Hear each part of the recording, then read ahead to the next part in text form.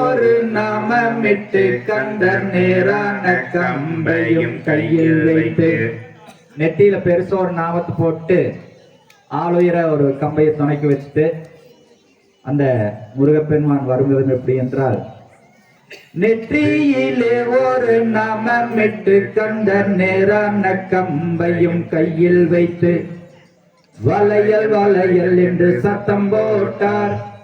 வளையல் வளையல் என்று சத்தம் போட்டார். கந்தர் வள்ளி இருக்கும் வனம் போய் சேர்ந்தார்.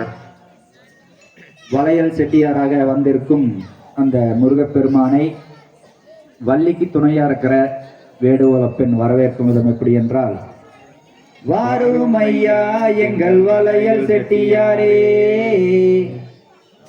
வாரும் ஐயா எங்கள் வளையல் செட்டியாரே, வந்திரங்கு மணப்பந்தலிலே, நீங்க வந்திரங்கு மணப்பந்தலிலே, பச்சை வளையலை கொண்டு வாங்கோ, நீங்க பவள வளையலை கொண்டு வாங்கோ, அந்த முத்து பதித்த நல்ல ரத்தின வளையலை கொண்டு வாங்கோ, அந்த கந்தன மனம் முடிக்கும் வள்ளிக்கு நீங்க கல்யாண வளையலை கொண்டு வாங்கோ. என்ன கண்மணிகளா, வளையல் வாங்க போலாங்களா? பவுன் என்ன வேலைங்க இன்னைக்கு? அப்போல வாங்க. செய்தார் தனே நானே நன்னா நன்னே தனே நானே நானே நன்னா, செய்தார் தனே நானே நன்னா நன்னே தனே நானே நானே நன்னா, செய்தார் என்ன வாடி வேடுத்தார் எல்லால